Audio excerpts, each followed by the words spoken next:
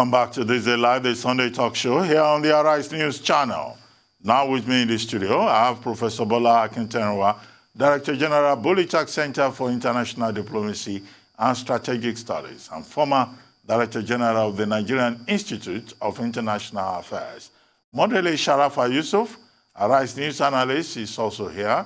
And I also have Professor Victor Ariole, Professor of French and Francophone Studies at the University of Lagos, and Wale Gomez, Managing Director at Winshaw Financial Services Limited and Quant Capital Limited. Well, Modele and the gentlemen, you all listen to Professor Patutomi commenting first on the altercation between the Governor of Edo State and the CBN on one hand, and the Minister of Finance, and the APC also, on the issues that he raised about what he calls monetary rascality, fiscal slide in Nigeria, between the APC also and the PDP also having an argument over that.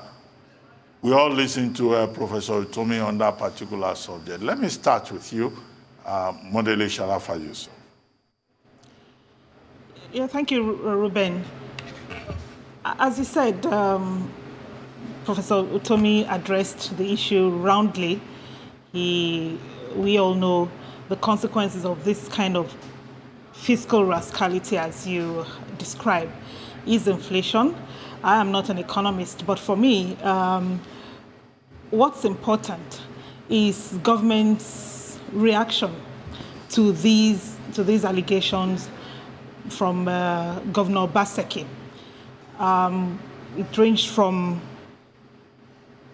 denial to stonewalling to abuse to threats and blackmail. I noticed that the CBN governor did not categorically deny that government printed money. He only tried to explain why it was done, while not admitting that it was done, while not categorically admitting that it was done. In my opinion, what's important is that government should be transparent in dealing with us, the governed. Transparency is the principle of allowing those affected by administrative decisions to know about the decisions, about the processes that led to those decisions, and how those decisions will affect their lives. Transparent governance means that government officials should act openly with citizens' knowledge of the decisions the officials are making. It helps all of us to stay grounded. It keeps government accountable, and it helps us to trust our leaders. And it also helps us to throw our weight behind them when the need arises. So for me, those are the critical conversations that we should be having in the light of what's been alleged and what's coming to light. Well, Mr. Gomez, let me come to you. I mean, when you listen to the Minister of Finance, the CBN governor, the Progressive Governors Forum of the APC, they seem to give the impression that nothing is wrong with the economy, although the CBN governor says, well, he's not saying everything is so so beautiful with regard to the economy. But really, how bad is the state of the Nigerian economy? Because that's one of the questions I posed to, Professor Utomi. And you are in that sector. You play in that sector. You money people, making money on a daily basis. How easy is that within the Nigerian economy? Dr. Abati, I want to thank you for this. Thank you for this. I felt trouble because in a reflective economy you don't print money, especially when your inflation rate is hello, Mr. Gomez. I'm not hearing you too clearly. I think there's a problem with the audio from your end in the studio there. So if you could just hold your breath, let me quickly come to the studio here, and then I'll come back to you. Well, Professor Ariole, maybe you will take that question. Well, Obaseki, as the governor of Edo State, is a respectable human being, and he takes part in economic decision of Nigeria. For sure, He's part of the executive, if you like it, but now executive at a regional level, which is Edo State. He knows what he's saying, and possibly, as Patu Tommy mentioned, there could be asymmetries of information. Definitely, the finance minister didn't give them in the ministry or in the sharing process. They came to Abuja, the whole information that is attached to revenue. And so there could be a missing gap. And that missing gap could be the 50 million, which is not completely explained.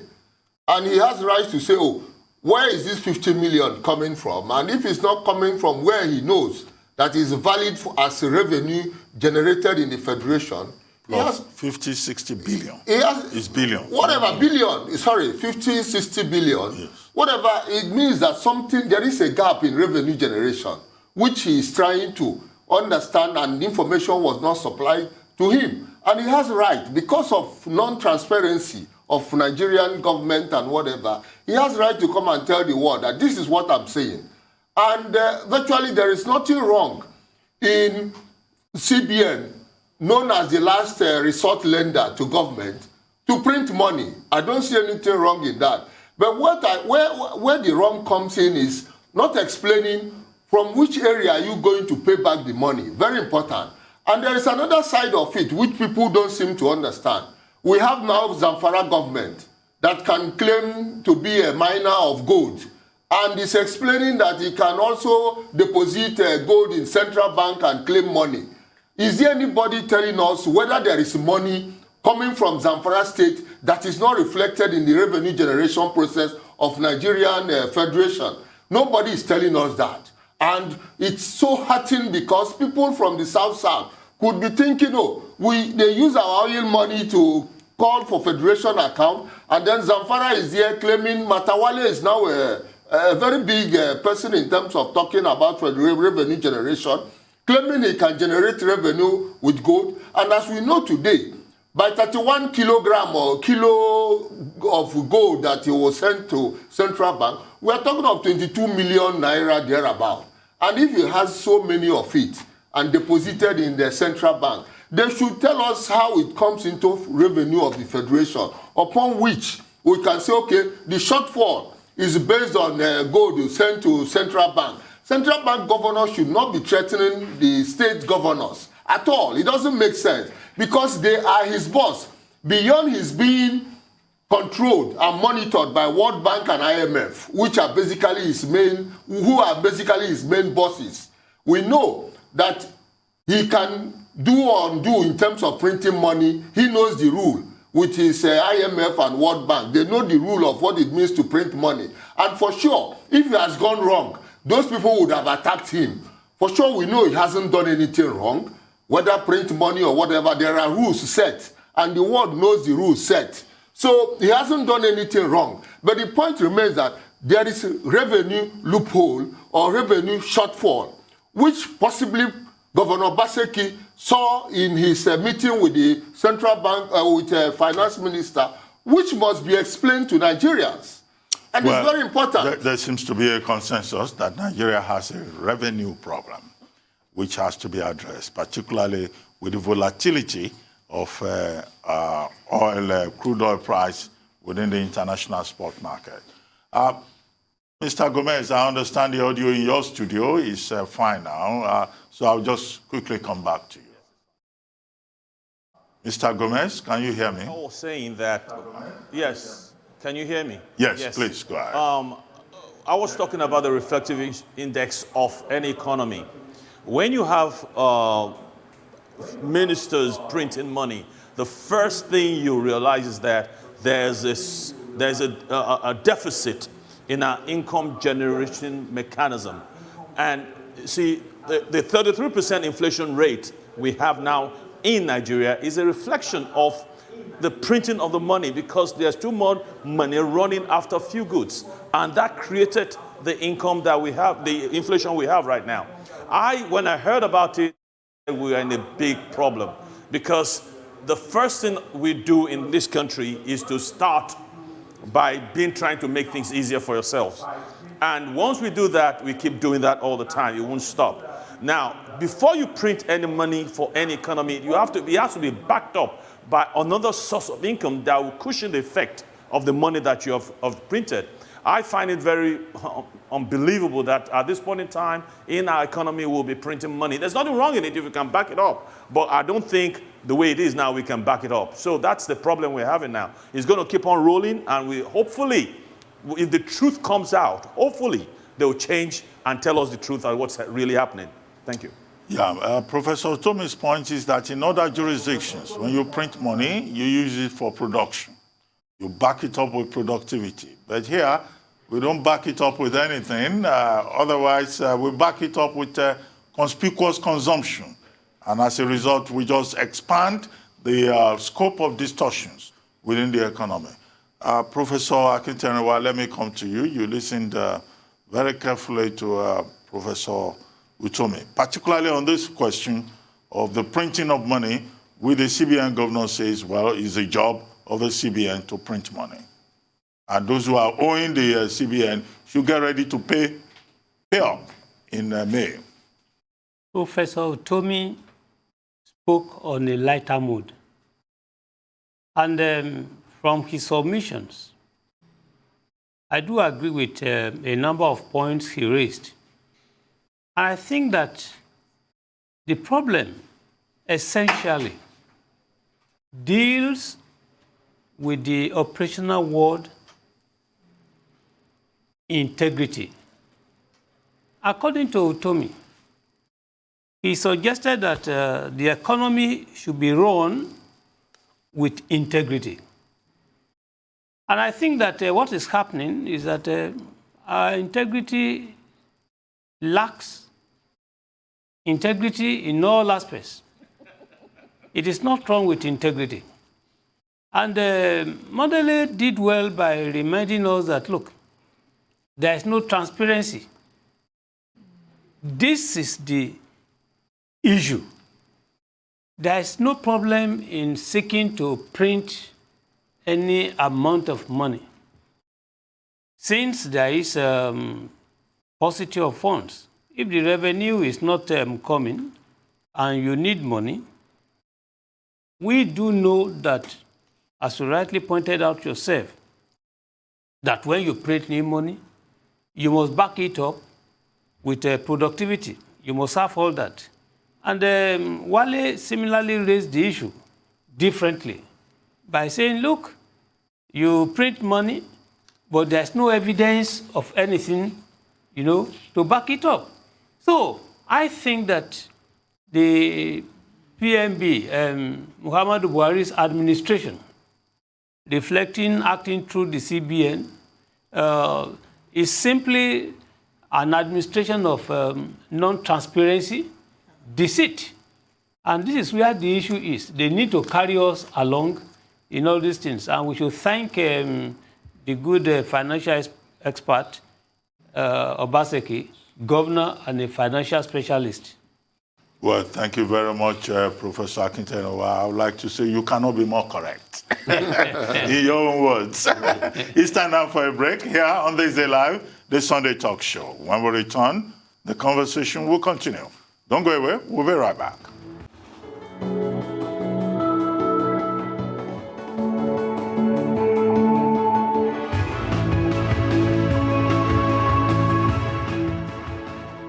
Welcome back to This Day Live, the Sunday talk show here on the Arise News channel. Still with me in the studio, Professor Bola Akintenewa, Director General of the Bolitag Center for International Diplomacy and Strategic Studies. Modeli Sharafa Yusuf, Arise News analyst. Professor Victor Ariole, Professor of French and Francophone Studies at the University of Lagos, and Wale Gomez, Managing Director at Winshaw Financial Services Limited and Quant Capital Limited. Let's take our next topic. Wednesday, April the 14th, marked 7 years since 276 schoolgirls were abducted from Government Girls Secondary School Chibok in Borno State by Boko Haram insurgents. While 57 girls escaped, 103 of them were released and 4 found. 112 girls are still being held in captivity. Following the kidnap, the #BringBackOurGirls campaign was launched, garnering international attention with protests heard around the world. Much of that attention has since died down. But for the families of the girls, the pain has never gone away. The presidency on Wednesday in Nigeria reassured the parents and all concerned citizens that the missing students remain constantly on the mind of the government, and a decisive operation by the Nigerian military against the militants offered hope that a breakthrough in the situation will be possible and could happen anytime soon. Professor Akintenwa, quickly, let me come to you. Do you share in that optimism 7 years after? The government doesn't have any basis for any optimism. They have never given us any dynamic, any meat, any consideration for us to be optimistic. There are two issues. The main issue, the return of those that are still under bondage, hostage.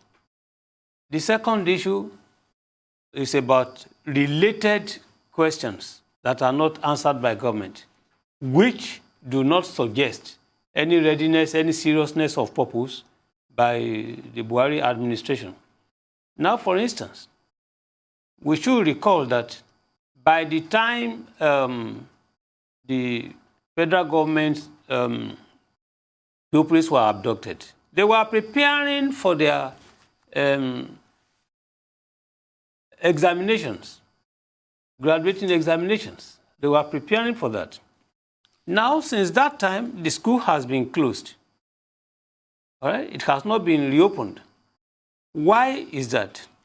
Secondly, the Chibok issue has been domiciled in the Ministry of Women Affairs. As a result, we've not been hearing much about that. We are talking about how to bring the girls back. But what is it? You mentioned the issue of the trauma. The parents are going through heavy trauma. 7 years, what is the relationship between the parents and the government? Is it good? Is it not sour? Now, when you look at another dimension, security in the public schools, is there any guarantee? Is it possible for the federal government to actually maintain any security in any public school, bearing in mind that the terrorists are specifically targeting schools? Why? Because they see education, Western education, as a sin. You pointed to it earlier on. In other words, it is not the pupils, the schools, the terrorists are actually fighting, but they're actually fighting the idea that there is even schooling, education, which are fighting. Now, is government addressing that?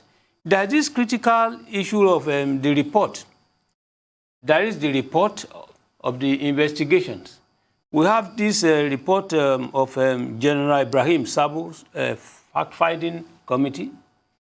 So you investigate, the report is never known, you made efforts, nobody is told. So this is where the integrity that Professor Utomi raised earlier on, and which Modele also affirmed to, the government doesn't give respect to the people of Nigeria to transparency. Modele Sharafa Yusuf, let me come to you very quickly on this question of the 7th anniversary, if we may say so, of the abduction of the Chibok girls. Even the school itself has not been rebuilt after that assault. It's not. And 618 schools have been shut down across the northwestern part of Nigeria. How do we deal with this? In a country where over 15 million children are out of school, and then you close down 618 schools in a part of the country. Honestly, Ruben, that's the biggest tragedy of all of this, beyond the very, very sad fact that some of these schoolgirls are still missing 7 years after, and my heart goes out to their long-suffering parents. The question for me, and the problem that I have, is that this continues to happen. That's the biggest tragedy of all of this, which is some of the reason why what you said, why schools are still closed, why there's so many students out of school. Why are the authorities still struggling to prevent these mass kidnappings? If what we're told is to be believed, these abductions take place sometimes in the dead of night, most of the time in the dead of night, but with kidnappers on hundreds of motorbikes arriving town and making away with hundreds of students. Not exactly the needle in a haystack scenario.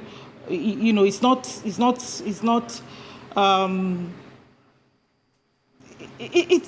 boggles the mind that this kind of things happen, and you ask yourself, what's happening to intelligence gathering?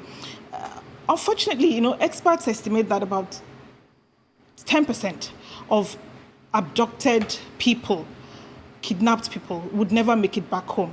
If you recall, ex-President Obasanjo said this some time ago at the height of all of this, and it sounded insensitive, but unfortunately that's the sad truth. We just may never see some of these students again, sadly, and that would be the reality. However, what is more concerning, as I said, is the fact that this continues to happen. It is what I call the legacy of the Chibok abductions. More mass kidnappings, obviously, for ransom, from Dapchi to Kankara to Kagara to Kaduna. Not forgetting that it has happened in the southwest before, Lagos State Model College abduction in 2017, in which about 6 students were kidnapped for about 64 days. So this is a problem that government needs to tackle, and it seems to me that the dilemma is whether to pay ransom, or the fact that ransom is being paid, ostensibly being paid, even though it is not admitted, and so this seems to be fueling this problem. You ask yourself, should government continue to pay ransom and encourage this, or should government refuse to pay ransom like Governor El-Rufai apparently is doing, and then risk the lives of these students? It is a decision that I would not like to be the person to take, but it is a decision that the people in government will have to take. The most distressing legacy, though, as you said, is the fact that this is affecting education in our country, in a country where the rate of out-of-school students is said to be one of the highest in the world. Okay, thank you very much, Modele Sharafa Yusuf. We'll take another quick break here on This Day Live, the Sunday talk show. When we return, the program will continue. We'll be right back. Stay with us.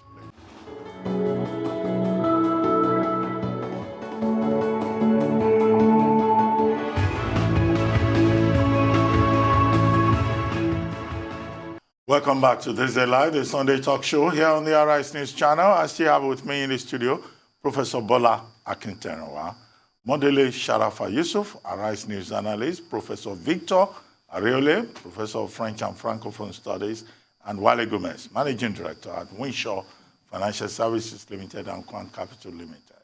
Well, Mr. Gomez, let me come to you quickly. Chibok, abduction of 276 girls 7 years after.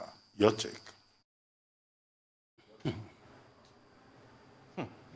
I find it very absurd that our country is still talking about seven children. Some of them probably will have died. Some of them will have been injured or maimed. Some of them will not even know how to get to their houses no more. This is just so, it shows a level of incompetence that we have displayed by our leadership here, that our children, and I wonder why they left 7 behind. That's still bothering me. They should have picked all of them and just gone with them, you know. It's just sad that we're going through this. And there's nothing much to say. My sister Modele has said all she wants to say. Prof said the same thing. It's just that we have to see that things have to be different in this country. And I believe that it's about time that we speak out, that this is just not right. And since that had happened, others have happened again. All because they know they can get away with this. If they have been caught and dealt with, I'm sure they won't repeat that sort of thing again. We pray that God will bring these children back, and by God's grace, it will happen. Well, Professor Ariole, quickly. Well, we have gone beyond optimism now. It's completely in the spectrum of pessimism. That everybody should know and everybody should.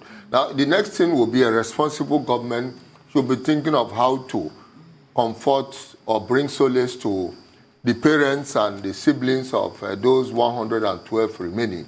And I expect government to enter into negotiation on how best to help them so that the effect will be a bit reduced on them. Already we know no fewer than 20 of the parents are dead. So if they are dead and they are not even sure, you know, within the sibling sector, they are not even sure whether their sisters are going to come back again. So I think the best thing is for the government to look out for the siblings of those girls and see how to, you know, put them into scholarship mode and help them to recuperate fast, so as not to continue on this pessimist approach of looking at their coming back or not coming back. It's very, very important. Government should do something now by getting the children or the parents, you know, to be compensated. And the best way of compensating is to get them back to school. If it means for every one of those girls, 2 of their siblings will be taken care of by government to go to school. And that would defeat a bit Boko Haram thinking of Western education is bad. Government should be loud at that. Well, I guess some people will say that the best form of compensation is still to bring back the girls. Not just the girls, also the boys. Governor Samuel Otom of Borno State was quoted in the papers as saying that a total of 10,000 Nigerian boys and girls are still in captivity under Boko Haram. And that in itself paints the picture of tragedy for Nigeria, for families, and indeed we cannot measure the extent of the anguish, the pain, the anxiety of affected parents. You just need to put yourself in the shoes of those parents.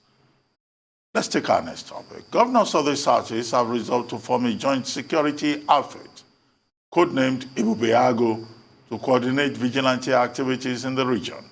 The decision is one of the high points of a Southeast Security Council meeting held in Owerri, the Imo State capital. Arise News correspondent Ovieteme George has the details.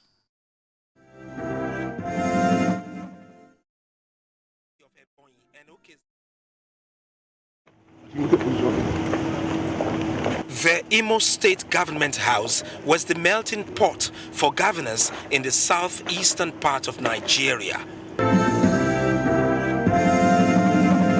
Dave Umahi of Ebonyi and Okezie Ikpazu of Abia are joined by Willie Obiano of Anambra and his Enugu counterpart, Ifeanyi Ugwanyi, with Hope Uzodimma as host governor.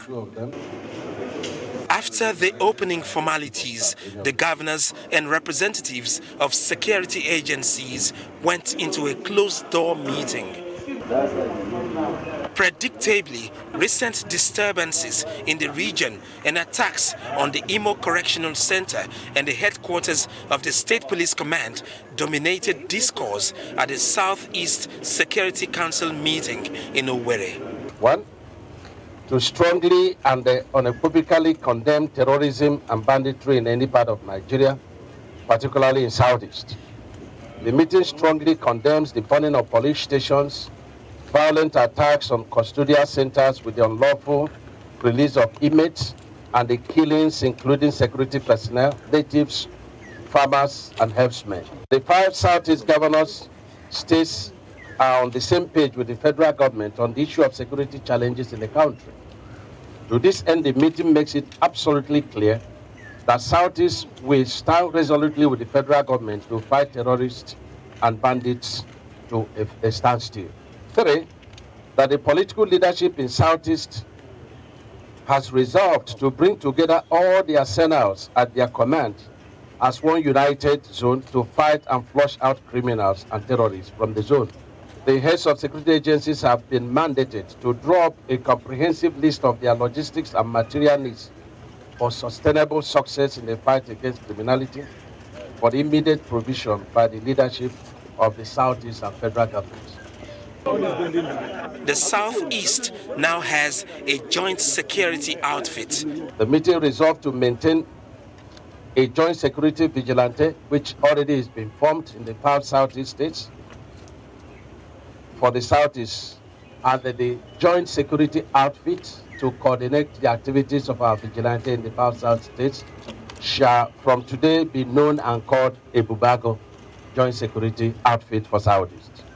The meeting condemns very highly the killings in all Southeast in the recent time, and asks the federal government and security agencies to bring justice to the victims by way of bringing all the murderers to face the law.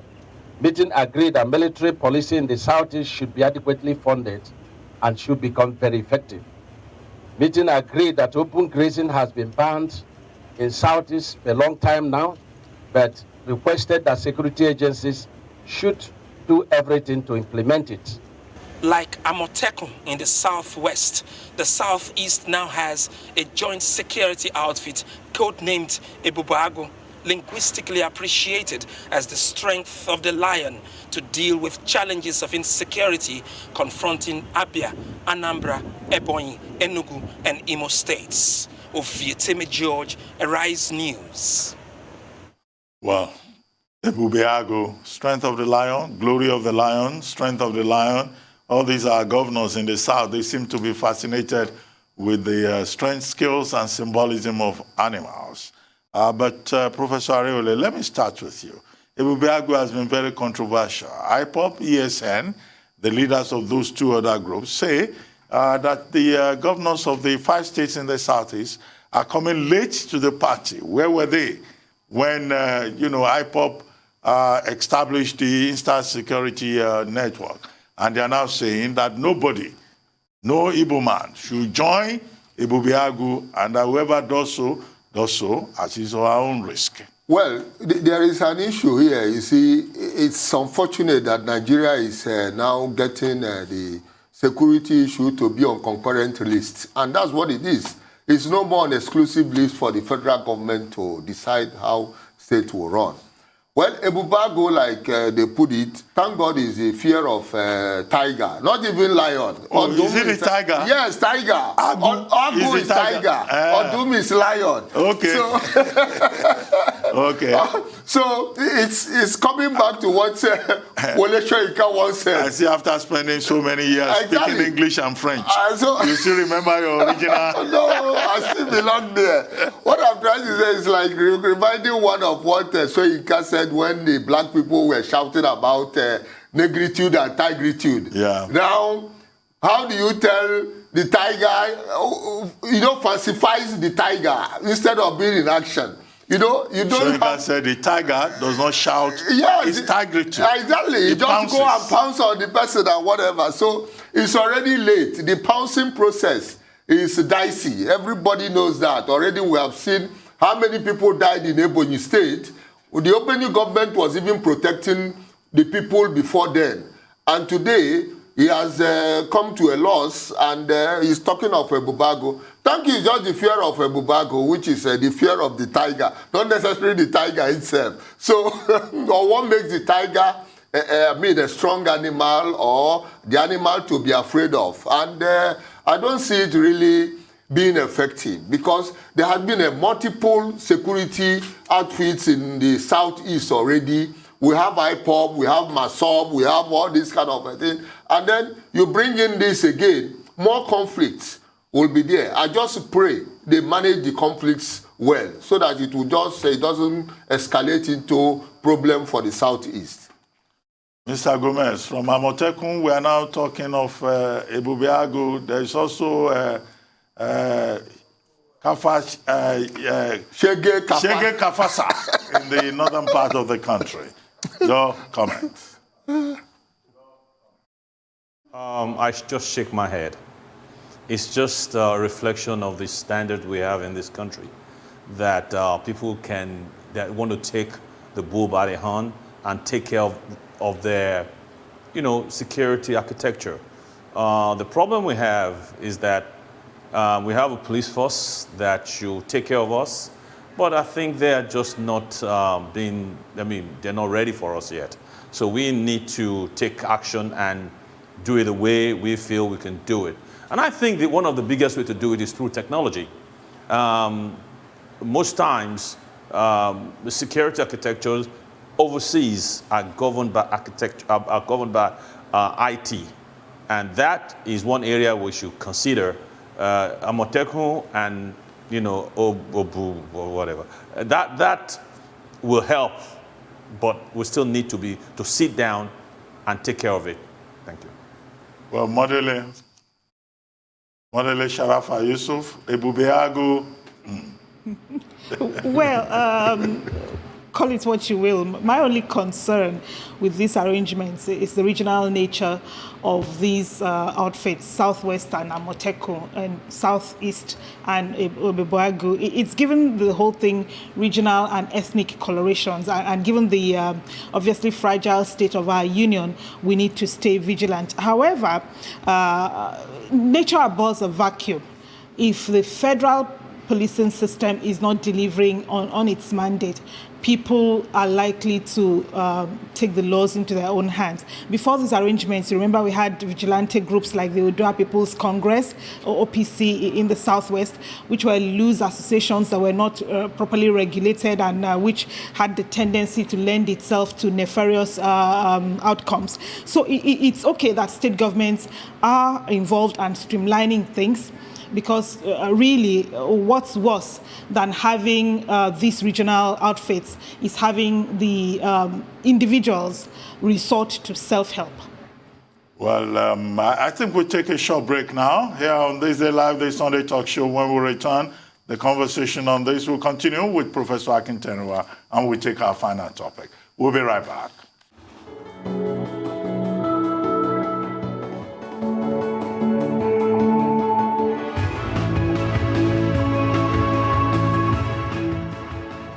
Welcome back to This Day Live, the Sunday Talk Show here on the Arise News Channel. I still have with me Professor Bola Akintenwa, Director General, Bolitac Center for International Diplomacy and Strategic Studies.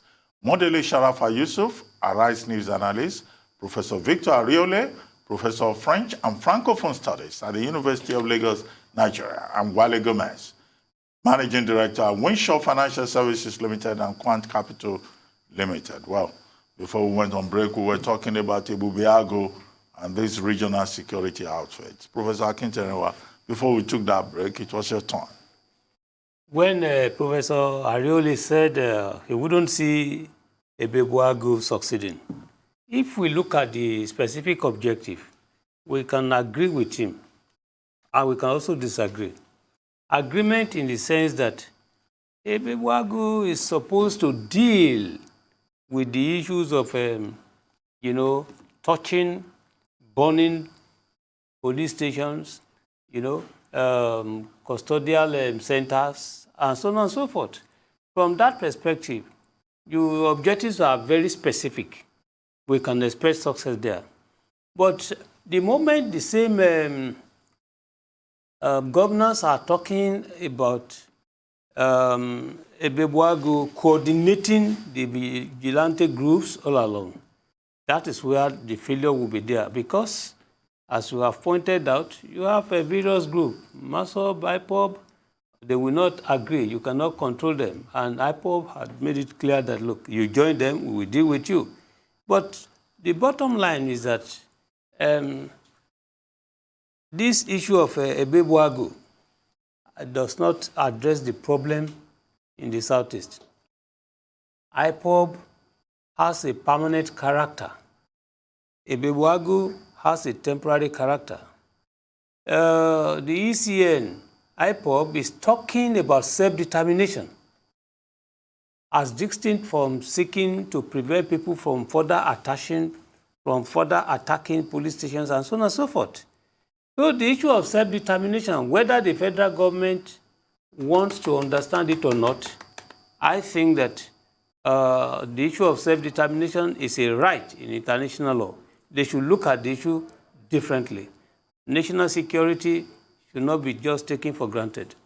Well, we check our final topic of the day. Top officials from the United Nations, the World Bank, and the Gavi Vaccine Alliance have urged rich countries to donate excess COVID-19 vaccine doses to an international effort to supply low and middle-income countries. The World Health Organization's Director General noted that vaccines have been distributed to 110 countries and economies through the COVID-19 Vaccines Global Access COVAX initiative. But so far, it has fallen short of expectations because some countries and companies plan to do their own bilateral vaccine donations, bypassing COVAX for their own political or commercial reasons, and a scarcity of supply is driving these bilateral arrangements, which only increases vaccine inequity. Vaccine equity is the challenge of our time, and we are failing. The inequitable distribution of vaccines is not just a moral outrage. It is also economically and epidemiologically self-defeating. The more transmission, the more variants. And the more variants that emerge, the more likely it is that they could evade vaccines. And as long as the virus is circulating anywhere, the longer the global recovery will take. We know that some countries and companies plan to do their own bilateral vaccine donations, bypassing COVAX for their own political or commercial reasons. A scarcity of supply is driving these bilateral agreements, which only increases vaccine inequity.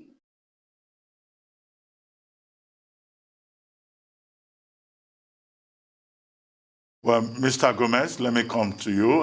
Tedros Ghebreyesus there, the Director General of the WHO, talking about vaccine equity and global solidarity.